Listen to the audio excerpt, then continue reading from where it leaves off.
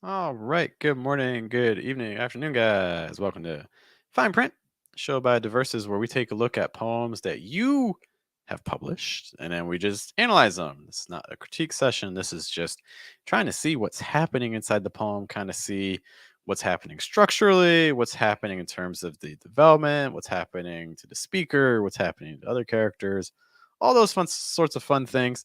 And then, of course, if you have your own insights that you would like to share with us, then I encourage you to do so because we love hearing your thoughts, trying to get your perspective on the poem that we are going to hear. So let's actually take a quick peek at what the actual piece is that we're going to be discussing. Give me 1 second, I'll show you guys. I'm actually excited about this poem for a couple reasons. So this is Ali Allen's Masculine. And some quick things about this. So this was sent to us on Threads, and in fact, that's the same place where if you have your own poem that has been published and you'd like us to analyze it in a future episode, then you can find us, tag us with the link to the poem on Threads, and we'll be happy to add it to our list to see in a future episode because it would be great to see more of your work. A couple other reasons why I'm excited about this piece. It has some IPA. Let's go. IPA, for those of you who study pronunciation and things like that. I don't know if you guys can see it. Actually, let me see if I can show it really quick. If the camera will focus. All right. So I don't know if you can see those symbols back there. So that's actually part of my job. I do a lot of pronunciation work with people learning American English. So I'm a big fan of the IPA. If only English was spelled with the IPA, it would make people's lives a lot easier. So when I saw the IPA, that was super great to see. Always really exciting. So with ʻmaskyələn, which are schwa sounds in there, which is great. By Not a Squirrel or Ali Allen. I want to just again extend our thanks for them letting us take a look at their work. We greatly appreciate that. Can't do this sort of thing without you. As I go through the piece, again, I'm just going to be kind of highlighting the things that stand out to me. That's the whole focus of the Fine Print show. But if you have your own thoughts, I encourage you to let us know. Put a comment. So that way we can highlight it. I'll give you an example of what that looks like. So that way, if you send us your thoughts, we can have an actual dialogue and it's not just me talking at you all the time. Because we'd love to get your insights on the poem. But first things first, let's kind of just read through it, get an idea of what we're dealing with. So again, masculine. I walk down a dark street hollering. A man, well outside arm's reach, hears me, looks up, crosses the street. My voice is baritone. My beard is unkempt. Neither are my fault. I shout, "You. Yeah, you. Come back over here." He hesitates, shuffles across the unlit road, his head begging his feet to turn. "Were you avoiding me?" He nods. "Afraid I was going to do something?" He nods once. "If I can hurt you?" He stands frigid. His bangs sway. "I wouldn't." He peeks. I'm gentle. Down the street behind me. "You can go." He sprints out of earshot. I scream regardless. "Remember, I ain't fucking scared. You aren't fucking scared." He doesn't hear me, but I do. And again, that is Masculine by Ali Ali. This was published, by the way, in the journal Two Hawks Quarterly. So first of all, congratulations on that. Some other exciting news for Ali. They have a book coming out. Hey, look at this from Middle West Press. So you can check this out. Paying for gas with quarters. A Parent's Odyssey in Poems. I appreciate that. I write a lot of dad poems, so excited to see what's going on there. You can also get some information about them as well. Again, releasing very, very soon for pre-order. All right. So let's get into the poem, shall we? So first of all, got the IPA, masculine. Also just some things. So, Allie, and you can let me know in the future if I mispronoun or anything. Please let me know. Her debut, Allie Allen, Okay. Diagnosis of post-traumatic stress disorder and gender transition. So I do think that is coming up. Elements of that coming up in the poem, just kind of gender, even hinted at by the title. I think it's interesting also choosing to, instead of using the word, but just using the IPA, the phonetic transcription of it. It kind of lends it almost like this like scientific, very calculating, precise, sterile kind of sense. There's also this sense of definition. When we're talking about identity, I think defining is really complicated. And so I think having a title written in the IPA really kind of conjures a lot of those sorts of layers, which is great. It's also interesting that the poem starts off with the stress, which makes sense. That's that little apostrophe indicating stress on that first syllable. So that's kind of the very first thing that's happening is the first thing we're letting the reader know is that, hey, you stress here, which I think is very interesting. Let's kind of just look at the poem visually. Things that are happening here. So we have a single block of text. Inside this block, though, we have a couple lines that are noticeably longer than the others, specifically hollering, a man well outside arm's reach, and also my voice is baritone, my beard is unkempt. So language that's related to features of masculinity in a lot of ways, man, baritone, beard. So those are the lines that are also the longest that kind of draw the most attention, which I think is interesting. Then we have a lot of short lines. Hears me, looks up. Rode his head, he nods, he peeks. You can go. A lot of these really short lines are including very just kind of subject verb or just really heavy emphasis on verb in action, which I think is interesting.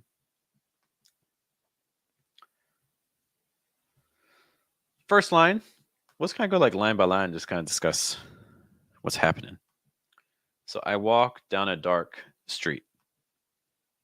Okay, so you have a speaker who is physically going down a dark street. Dark street, in one sense could mean just like kind of like uncertainty, you can't see what's going to happen. There's also this sense of danger, but there's also this embrace of danger as well, right? With I walk, you're not just running towards it, you're walking.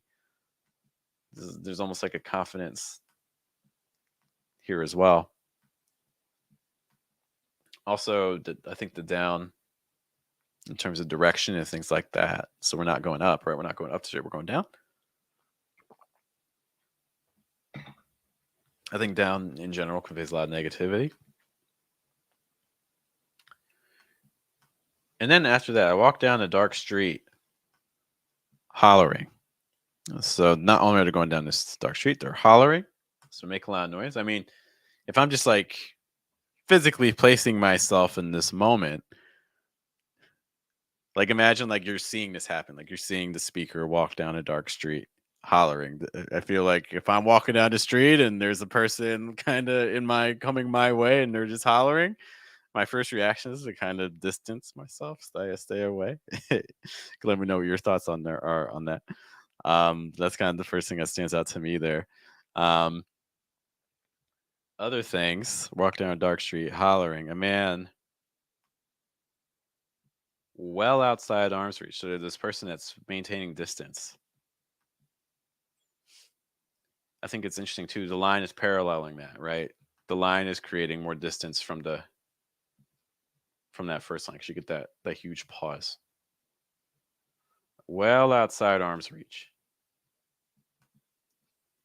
It's also interesting too. The man well outside arm's reach. The man is also physically in the line separated by the period, separated by the comma.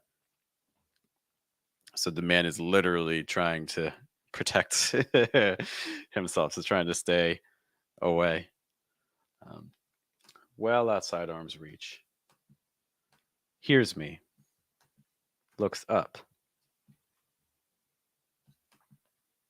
I feel like there's also mirroring there too. Like the hears me, right, is above the looking up physically in space. I think that's interesting. then crosses the street. So man, well outside arm's reach. That's interesting too. So this is how the speaker is measuring things. The speaker is measuring people by their physical body distance, using the arms to measure. Here's me, looks up, crosses the street. So a man, action, action, actions. We're seeing 3 actions there. Crosses the street. I walk down the street. The man crosses the street. Okay. It's also interesting, just kind of plays with familiarity, right? Grammatically, I walk down a dark street. Like it kind of feels like the speaker knows where they're going, but at the same time, it's not like the dark street; it's a dark street. So there's also this possibility that, hey, this could be a new location for the speaker, right? Whereas now, the street later on suggests more familiarity.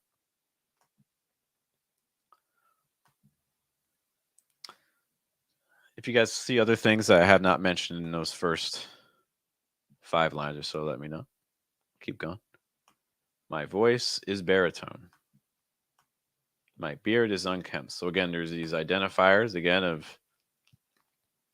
like male features, baritone voice in general, also the beard, also the sense of being unkempt. So this kind of goes back to earlier too. Like imagine you're seeing the speaker, you're seeing this person walk down a dark street, hollering with an unkempt beard, deep voice. Like I feel like you're seeing a lot of things that we could slightly unsettle some people, could cause other people to cross the street. It seems like the reaction of this other person is understandable to a degree, or at least relatable.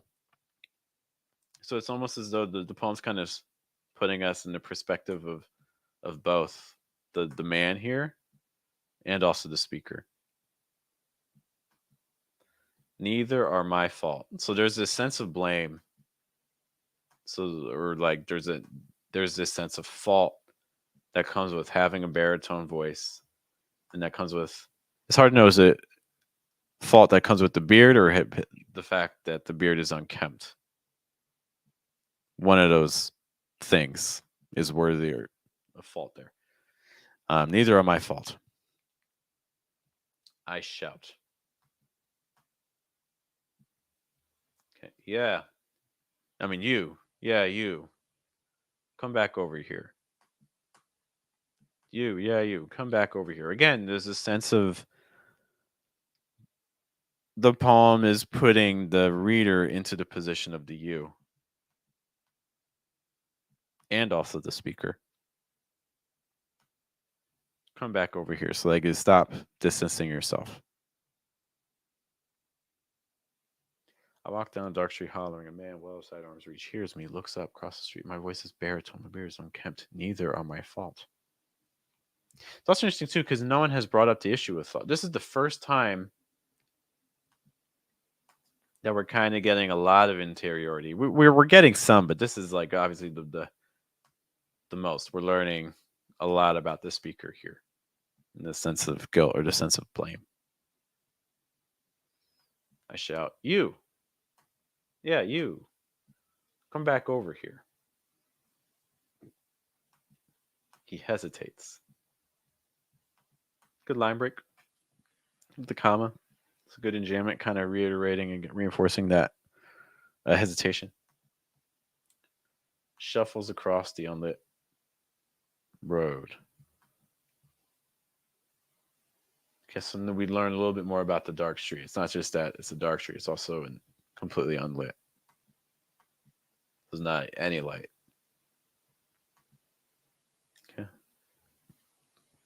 Also interesting with the power of the voice here. This speaker is doing a lot with the voice. The voice has baritone. They're hollering, which is one of the things that's causing the other person to cross the street, because that's what the other person hears. But then at the same time, that same voice is what brings the other person back to them, whether they want to go back or not. His head begging his feet to turn. Okay, so you have this disconnect between what the body wants to do and what the mind wants to do. At least that's how I take that with his head. I think is also just in terms of place, you have this awkward shuffling, right? The person crosses the street, now he comes back. There's this sense of indecision and not sure, uncertainty about what to do, right? Which is kind of again what's happening in the poem as well for the reader. In terms of deciding, is this a speaker that they're going to trust, or is this a speaker that they would also kind of have some reservations about? I think there's some good kind of mirroring going on. Were you avoiding me? Okay, so once again, interesting with the dialogue. So it seems like the only person who's getting the italics is the speaker, because we see it there, could see it here, see it here. Yeah, so it seems like the speaker is the only one who we hear actually talk. The speaker is the only person we actually hear talk, or see talk, or however you want to interpret that. They also get the italicized language. So again, there's a lot of power being given to the speaker throughout this poem, through the voice. There's also interesting because that's what a poem does too, right? Were you avoiding me? He nods. Again, you get distancing, right? Because you get the italicized unit, then going back to the standard text. So again, we have these separations between speaker and this other person.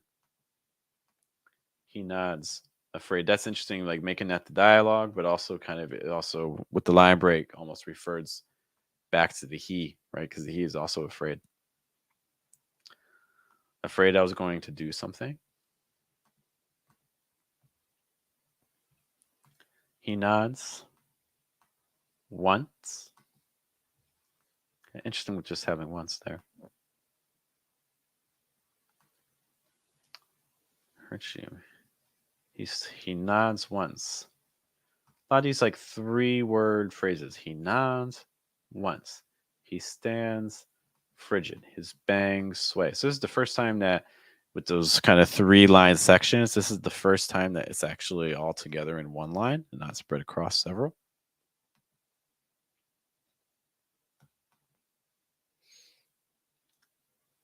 He stands frigid. His bangs sway. Hurt you, I wouldn't. So then again, it kind of calls into question, how much do you trust this speaker? Do you guys trust the speaker when they say this? He peeks. Peeks is an interesting verb. So what? Like, is he like hiding his face? Like, I'm curious about this verb. Very unusual. Like peeks through his hair, through his bangs. He peeks. I'm gentle. Down the street behind me. Got a little bit lost here. He stands frigid. His bangs sway. I wouldn't. He peeks. I'm gentle. This is the speaker saying this again, right? Although the comma would almost suggest that it would be the he, but logically, I think it makes more sense for the speaker to be saying that. He peeks. I'm gentle. He peeks down the street behind me. One thing I'm a little bit unclear about. I don't know what exactly is down the street behind the speaker.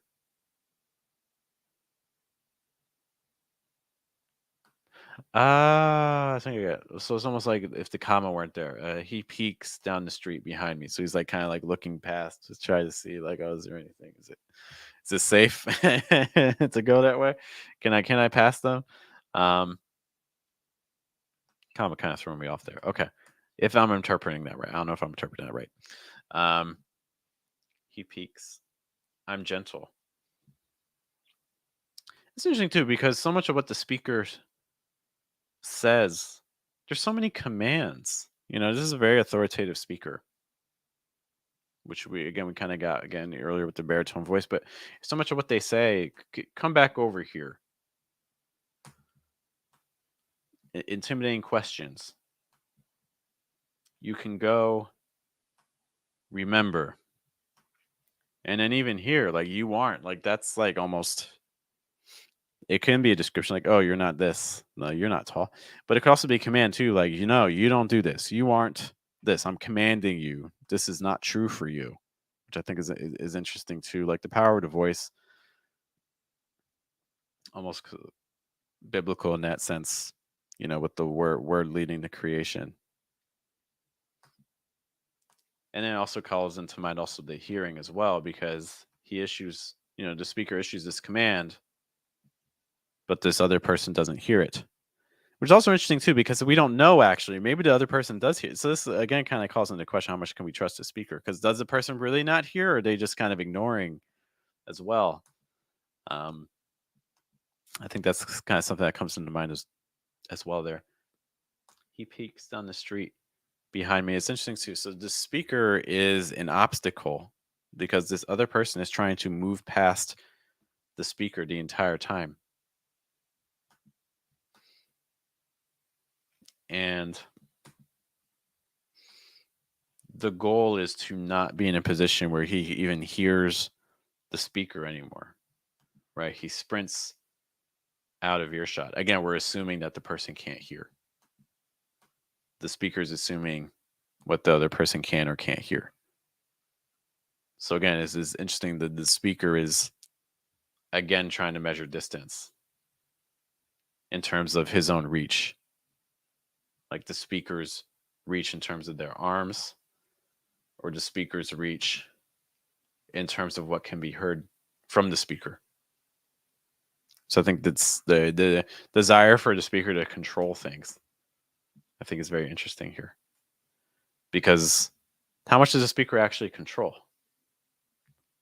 They walk down the street hollering.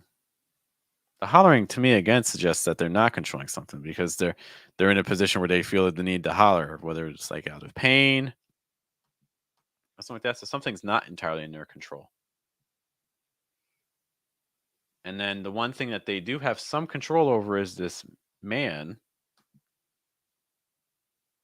And they give the man, they tell the man to come, and the guy comes. They tell the man to, like, you can go, and then they leave.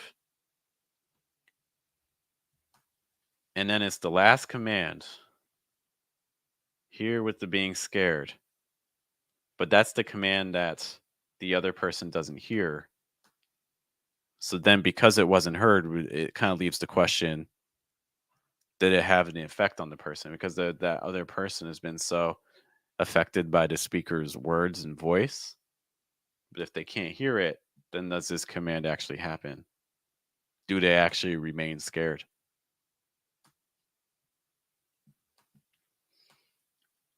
And then we get that close sentence. He doesn't hear me, but I do. So what does that mean for the speaker, that they can hear their own command? So it almost kind of goes back, it kind of places the speaker back in that original position of wanting control, but not having it, because they issued this, telling this other person not that they aren't scared, but then the other person doesn't hear it, so, which implies that maybe they are still scared. So now the speaker is once again kind of powerless, because the speaker tried to do something, but they don't know if it worked. In fact, it probably didn't, just based on this context. All right, just going to take another quick run through. If there's other things that stand out to you, let me know.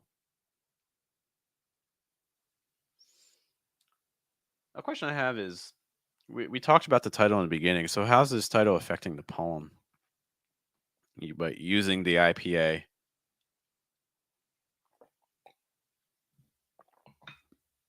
One of the things I think it does by having the IPA is, why do we even have the IPA? We use IPA, from a language perspective. We use the IPA to teach people how to say things in a way that's standardized, in a way that, makes it attaches sound to a physical word. So that way there's no guessing about, oh, how do I spell this? No, you automatically know it. So there's this sense of a focus on sound. that I think this poem is also very interested in. This poem is very interested in the role of commanding and in the role of language in issuing those commands. So I think by having the IPA, it primes us to pay attention to sound and specific words and how things are said and saying things correctly. And it also pay attention to things like hearing, because the IPA tells you not only how to pronounce it, but how the word is also going to be heard, or ideally how you want your listener to hear the word. And I think that comes across clearly in the piece too. Structurally, having everything in one block.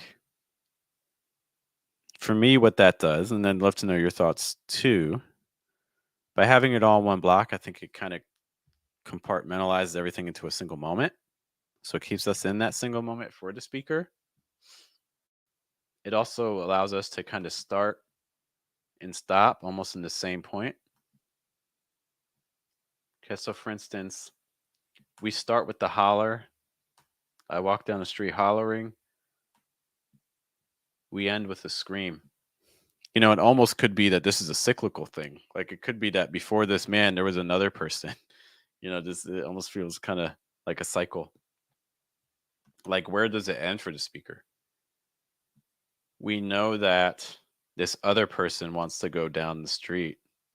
They have to get past the speaker, but we don't know where the speaker themselves, where they're going. All right, I'm going to wrap us up here. In general, lots of interesting things to kind of poke at here. I do want to thank Allie Allen again for sharing their work with us. We greatly appreciate that. Thank you, thank you, thank you so much. I encourage you also to, if you enjoyed this piece, check out their book. They have a book coming out very, very soon, October 10th, available for pre-order. You can find it. I'll post the link in case you're eager to check that out. And again, you can also find them on Threads as Not a Squirrel. Thanks them so much for allowing us to take a look at their work. And of course, like I mentioned earlier too, if you have a piece, so if you have your own poem that has been published, we would love to take a look at it.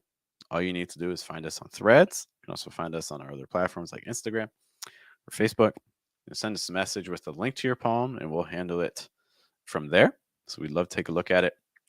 Or maybe you don't have a poem that's published, but you want to get some feedback for it. Your aim is publication, but you don't know what exactly is happening. You're trying to strengthen it up, or you're just trying to get some outside perspective. Got you. All you need to do is the same thing. Tag us on Threads or send it to us in a message on another platform, and we'll be happy to take a look at it in a future episode. Guys, my name is Jeff. You've been watching an episode of Fine Print Live, where again we analyze people's published work. Hope you guys have a good day, have a good night, good afternoon, and we'll see you in a future edition.